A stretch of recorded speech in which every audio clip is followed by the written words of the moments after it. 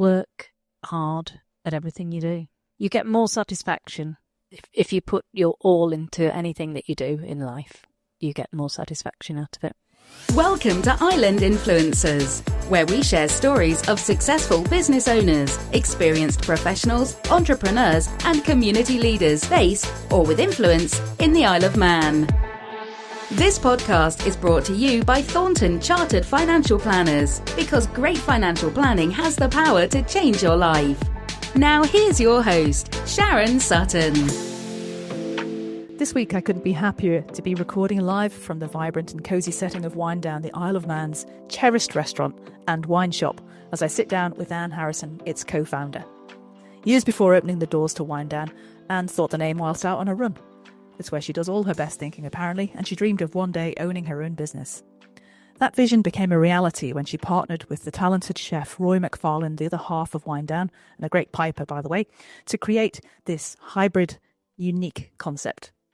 From her early start working in German vineyards with her dad as a teenager to navigating the challenges of the hospitality industry during the pandemic, Anne brings a wealth of experiences and insights to the table. We'll uncover the inspiring story behind Wine Down, discuss the importance of mentoring young talent, and dive into Anne's personal philosophy on good wine, hard work, and good living. Anne will also reflect on what makes the Isle of Man a special place to call home, and whether you're a local or simply a lover of good wine, food, and inspiring story, this episode offers a fascinating glimpse into one of the island's top restaurants, and certainly the busiest I've come across. So pour yourself a glass of your favourite drink, get comfortable, and dive into my conversation with Anne Harrison in episode 124 of Island Influencers. So here I am, in the middle of Douglas, in Wine Down restaurant with Anne Harrison, my good friend who runs Wine Down. Thank you so much for agreeing finally to come on to Island Influencers, Anne. Well, thank you for inviting me, and I'm glad that I've managed to find the time to sit down with you. Yeah, me too. Gosh. Yeah, it must be the most difficult to get into restaurant that there is in Douglas, let's just say that. I wonder, would you mind, as is in tradition in Island Influencers, if you could just tell our listeners how you came to be here? What brought you to the Isle of Man? It was wine. Yeah. I came over for work, and I worked at the wine cellar for 15 years. And then it was time for me to move on and do something different. And Roy and I met and had a chance conversation, and Wine Down happened. Yeah. Because where do you come from? What was your background? I was born in Oakham in Rutland and grew up in a small village in Leicestershire. Somehow I managed to be a year ahead at school. There was some programme in education called ITA, and because I could read when I went to school, they put me up a year. So I decided when I was 17 to take a year out before I went to college. My father was selling German wine at the time, and I'd done a German A-level and used to help a bit, go on trips with him. And so when I was 17, I went off to Germany and spent a year working on a vineyard. Fantastic. So every teenager's dream.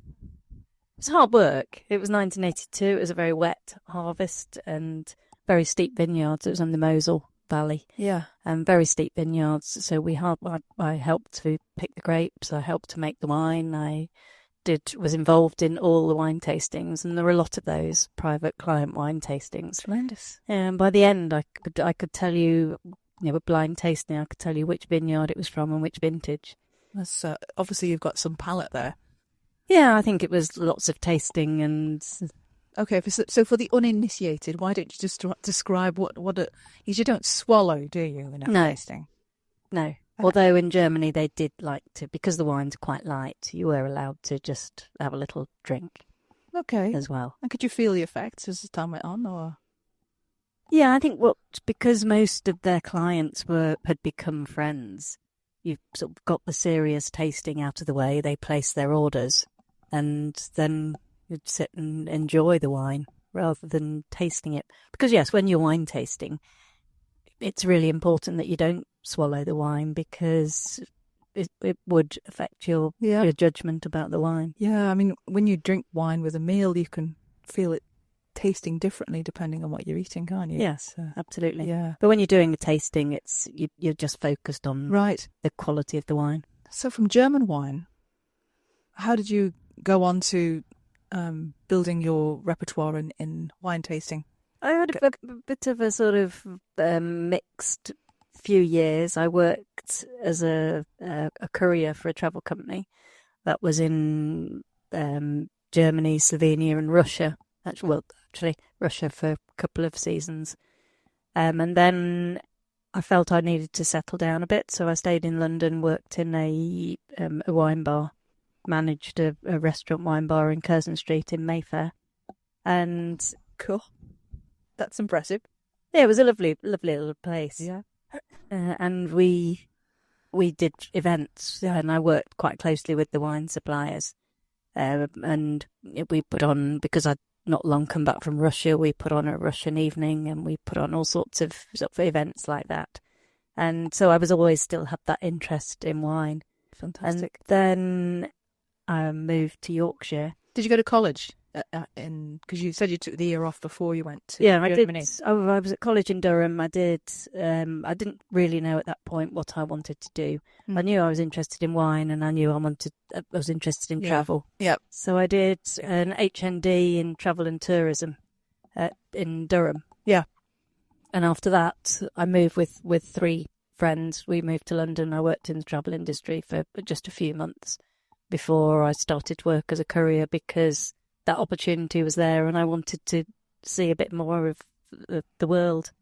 Fantastic. So how did you manage then from Mayfair? What happened after that? I moved to Yorkshire. Yeah. And at that point I decided that I really wanted to work with wine. And because I realised that was where my real interest was. So I wrote probably 20, 30 letters to every wine company in Yorkshire. But this was in the late 1980s, early 1990s. Difficult time, and nobody was... And wine was it growing then? Yes, it was growing. Yeah. It was not as big as obviously it is now. But it was a growing industry, but nobody was taking somebody on who had no experience. So I went to a show, Bramham Horse Trials, I think it was, and there was a wine stand there. So I approached them, and they gave me a job. It was very low paid. I think it was commission only even at that point, but that got me a step in the industry. I then moved on to another company, and I took the Wine and Spirit Education Trust qualifications. Actually, I did those in London.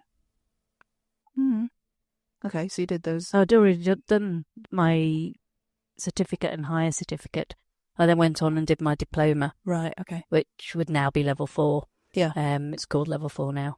So I did that when I was working in Yorkshire for an importer. And during that time, I met somebody I was selling wine to, a customer who had a small wine shop in Bradford. And he said, "Oh, you're wasted in what you're doing here. I've got a contact. I can get you a job with a Spanish wine importer. And it would make it more interesting. Yeah. And so you get to travel a bit more." And so that came about. And I was with them for 6 years. One of their customers was based on the Isle of Man. And he then offered me a position. One of the reasons that we moved over was because John was in farming. Yes. And your husband? My husband, yeah.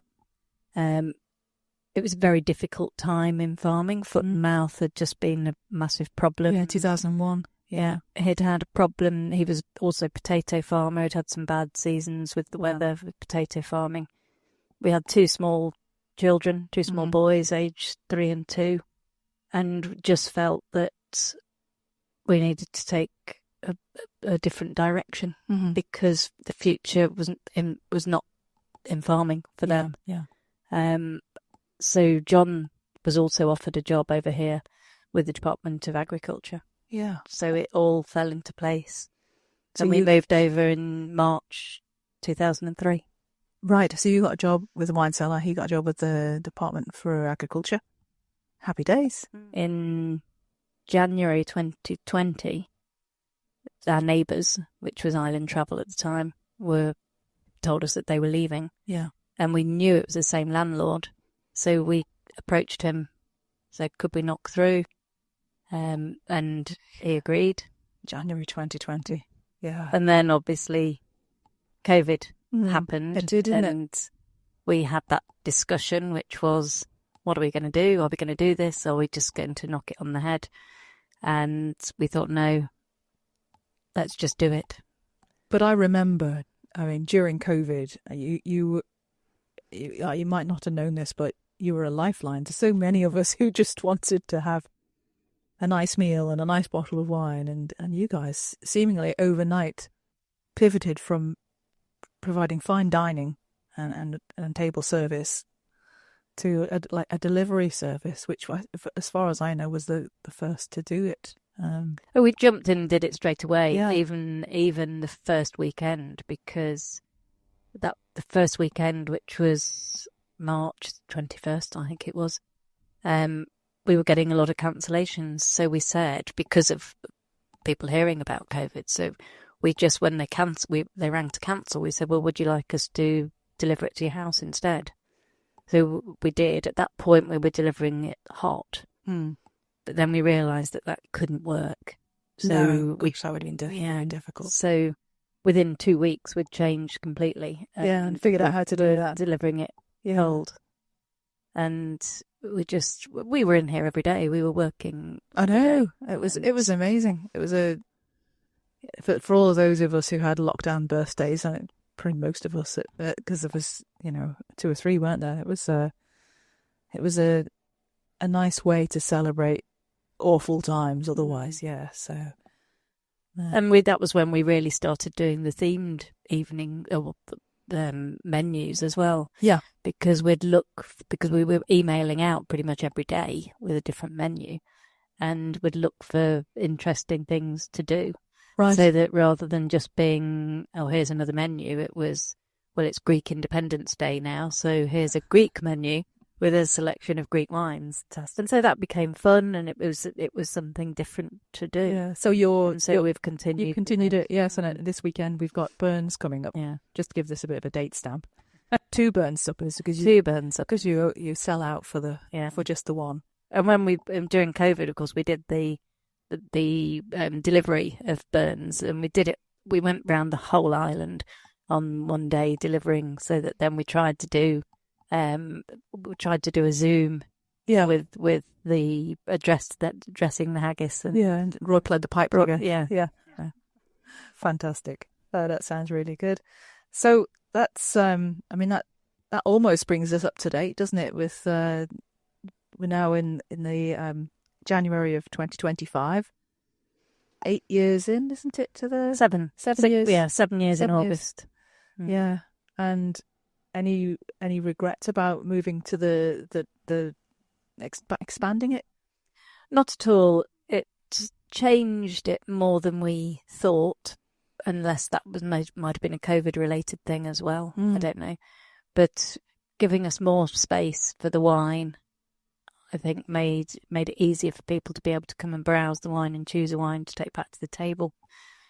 We only gained 2 tables, but it just seemed to make it much bigger. So it meant that we've employed a lot more people. When we first started, I think we were probably 9, 10 at the most, and now we have 25 to 30 on the payroll. A lot of those are short time. Yeah. Well, I thought you'd always do a shift in here. Every time we try to get in, the restaurant's full. How far ahead at the moment are you having to book for a Saturday night in January? Saturdays if you're wanting between 7 and 8 o'clock, then we're probably booked up to the end of February now. Yeah, it's amazing. I think most restaurants would be happy with that. Real. Yeah, very good. Well, I'll move on to the rest of the what I normally ask people. But when you were growing up, you mentioned what your dad did and how you got involved. But how was it? How was money for you growing up? How did you get to know how to use it? What was it for you? What was the earliest experience that you can remember where it was your responsibility, your decision? I think obviously used to get pocket money, but I remember we moved house when I was 5. So it was a very sort of vague memory.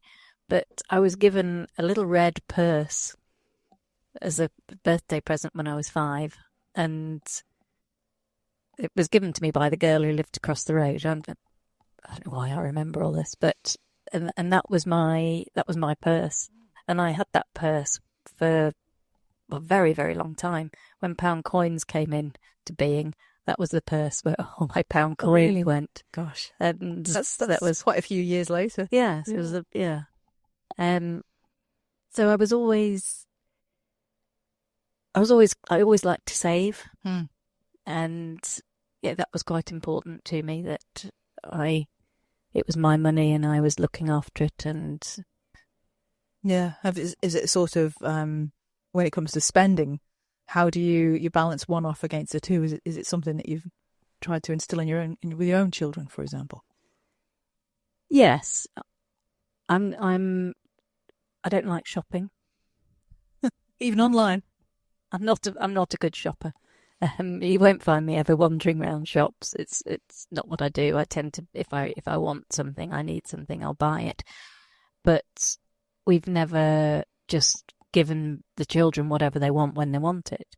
It's always tried to instill in them what my parents did, which if you want something, you save for it, or you ask for it for Christmas and you wait until Christmas. Yeah. And that's the anticipation of waiting, or that satisfaction of knowing that you've saved or you've worked for something. Yeah. And you enjoy it more. Ah, lovely. Thanks for sharing that.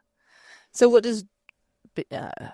would you say if I said rich or wealthy? What do those two words mean to you? I don't like the word rich. I feel that rich means that you've probably got more than you need, and you want to show that. Whereas wealthy means you've worked hard for things, you've got what you need, but you don't have to shout about it. Fair enough. Good. Okay. And of all the things you've done throughout your life so far, what's given you the most fulfillment from a business perspective, shall we say? Yeah, this, obviously. Yeah. I think it has to be. It's not easy. And anybody in this industry will tell you that.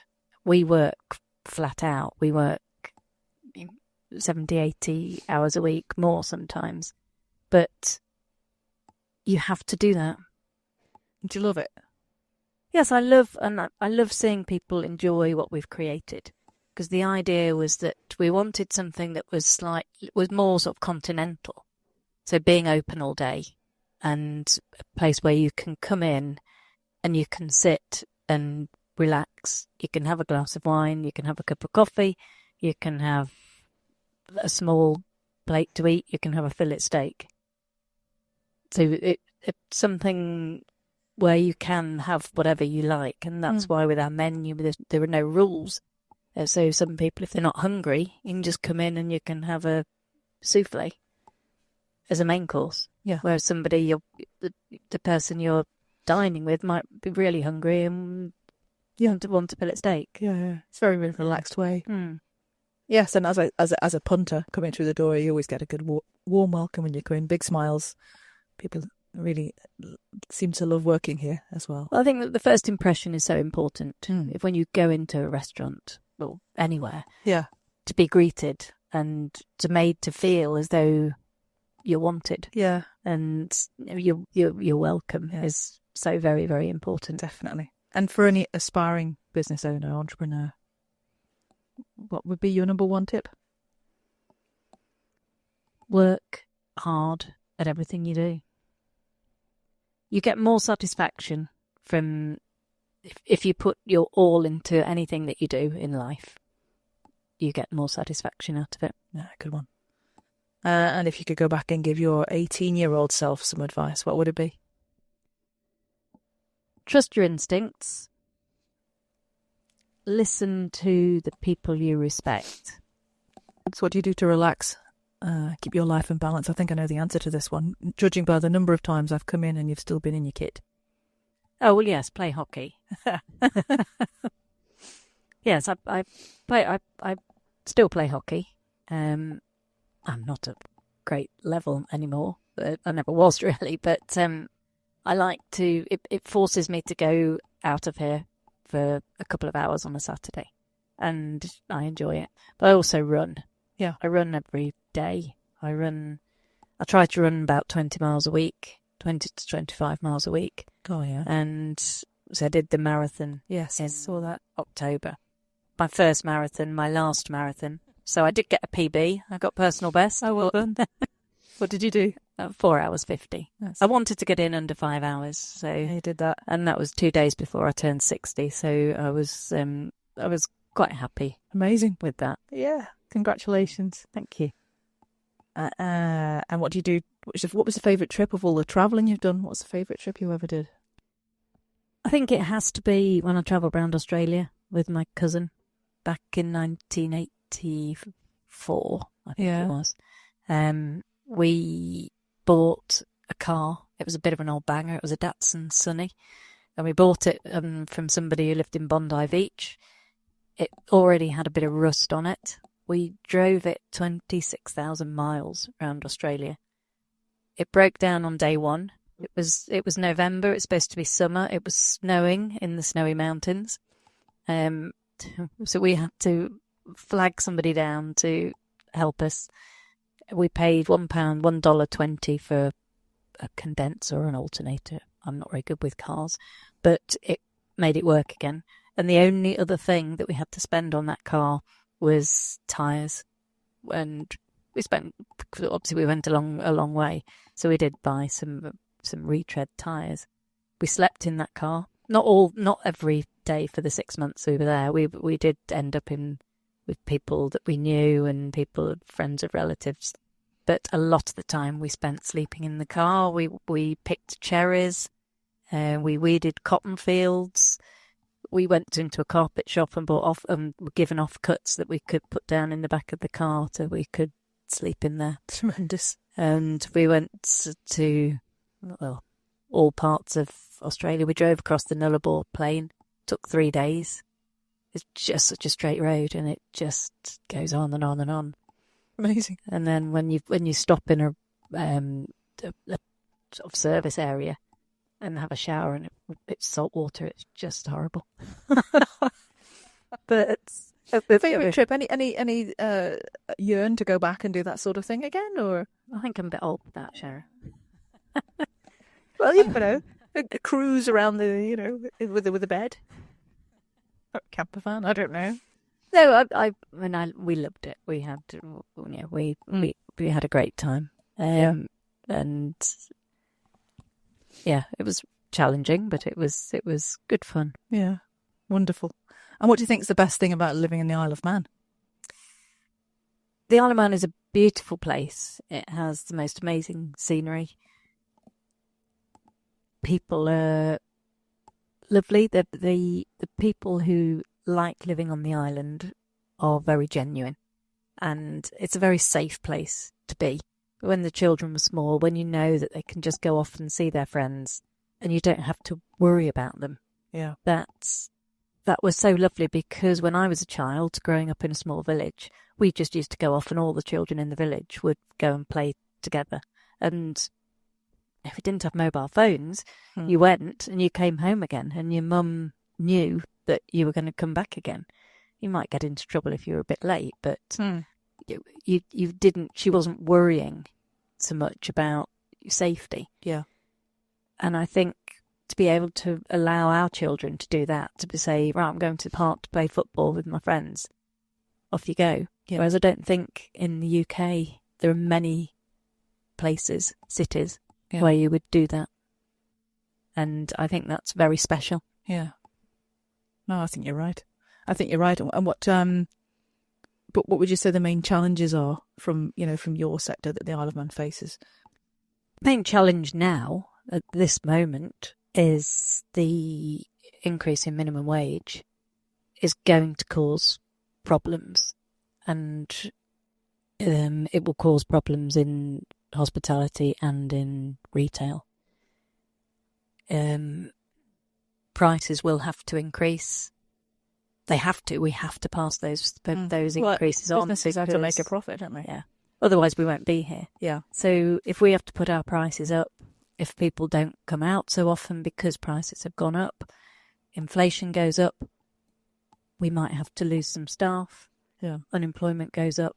Yeah. And it's the same problem that the UK will have. But it is a dilemma for us because we don't want to have to increase our prices, but at the same time, and we don't want to have to stop employing as many people because our youngsters, we see them develop so much when they start at 16 and they leave us at 18 to go to uni or whatever.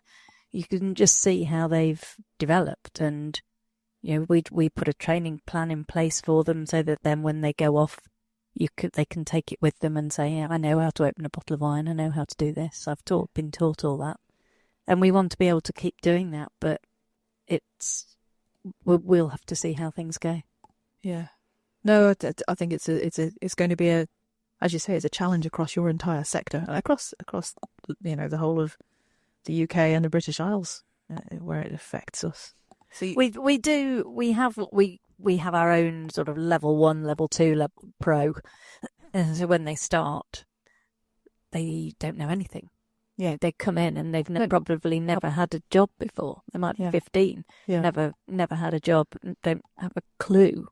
And people come into this industry and they think it's easy. They think they're just carrying plates to tables.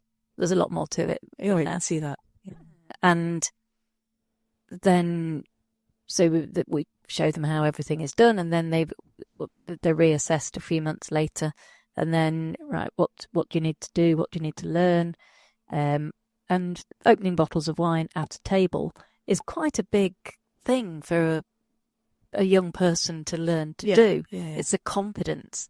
And once they've built that confidence, you can see they suddenly start to just open up and they'll chat to people. Yeah. And it's a good thing to put on their CV, I guess. It's a great thing to put on their CV. Yeah. And they've got that. And then when they get to the stage where they're a pro, they can do everything. The idea is that they can do it without having to be prompted. Yeah. Yeah. So at level 1, they have to be told what to do all the time. I love that. I think you've done that. There's a really good solution that you've thought of to what's could be a recruitment problem. Yeah. Okay. And what's planned next for Wine Down? What's the have you got a whole raft of events coming up, or? Yes, we've got a plan for the next, certainly until at least August. Yeah. So next week, or obviously Burns Night this weekend, then we're doing a New Zealand menu. It's Waitangi Day. Get it right, Waitangi Day. I don't know. It's Waitangi Day. This will be going out after that, though, probably. So right, yeah. And then we've got Bulgarian. It's Bulgarian Independence Day. We have a Bulgarian. One of our restaurant managers is Bulgarian, so he will be in his absolute element talking about Bulgarian wines with that menu in mind. Nice. And then we always do a Greek wine tasting because we have an array of Greek wines. They're really interesting wines. They use their own grape varieties, and it makes it's something very different for people. Yeah, I know, brilliant. And just to move on then to the last few things that we always cover: books, podcasts, anything you listen to. Oh, we established before that you don't listen to podcasts yet. What about, have you ever get a chance to read, or? I rarely get a chance to read. Watch TV. Anything you want to? What would be a good book for anybody who wants to learn more about being a sommelier?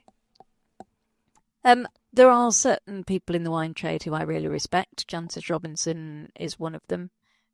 She is always very honest about wines and very passionate and her books are always really interesting. There are so many wine books out there, and you just have to choose the one that suits you, really.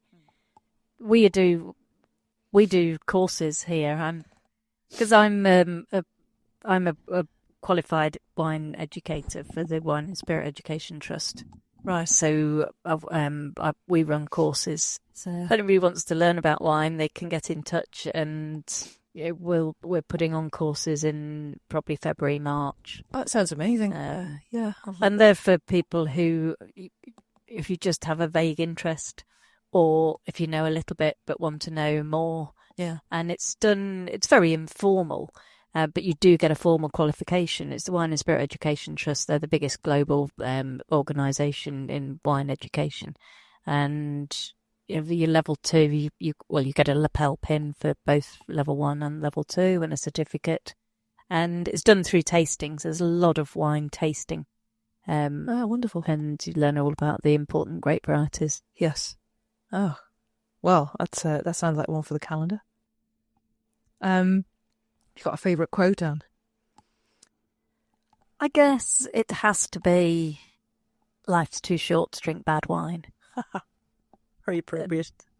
And it is, because when you've tasted a good wine, you don't want to go back to drinking bad wine. No. Because there's a lot of bad wine out there, and there's a lot of really good wine out there that doesn't have to break the bank. Yeah. No, I can look around at the shelves here. I see you've got some excellent varieties, and they don't look frightening, the prices. No, and just because a wine's expensive doesn't mean you've got to like it. Wine is such a personal thing. Just because it's got a price tag of £80 doesn't mean you're going to like it. You might prefer, if you're just having a drink in the evening, you prefer a wine that's £10 or £12 because it's not complex. It's good, but it's fruity and it's very easy drinking by itself. Whereas if you were having a meal, you might want to go a step up. Yeah. But if you have that bottle of wine by itself, it's going to be too much. Yeah. It's too complex for drinking by itself. Yeah. So I'd always sort of try to point people in the right direction. Yeah, it's a big education piece there. Yeah. So where can people go to learn more about you, Wind Down, what you're doing here? There's a website, isn't there? There's a website, yes. Okay, we'll put the links to that in the show notes. Do you guys do social media, Instagram or anything? We do a bit of, we do Facebook and Instagram. Okay. I leave that to the younger people. Quite right too. Yeah, very good. Okay, well, we'll put links to that in the show notes. But thank you very much for your time today and recording with me. And it's been a really fascinating insight to the one of the top restaurants in the Isle of Man, certainly the busiest I've come across. So thank you very much. Thank you very much. Thank you for having me.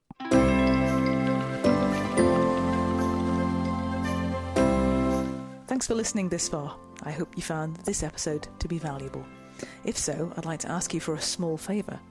Would you please go to Apple Podcasts and leave a 5-star review, because that's one of the best ways for others to find the series, and please send a link to the podcast to 3 friends or colleagues who know they'll find it helpful. That way we can spread the word about how great a place the Isle of Man is to live and work, and help spread some positivity. Thanks again for tuning in and being part of our great community. I'll see you next time. Island Influencers is a fortnightly podcast.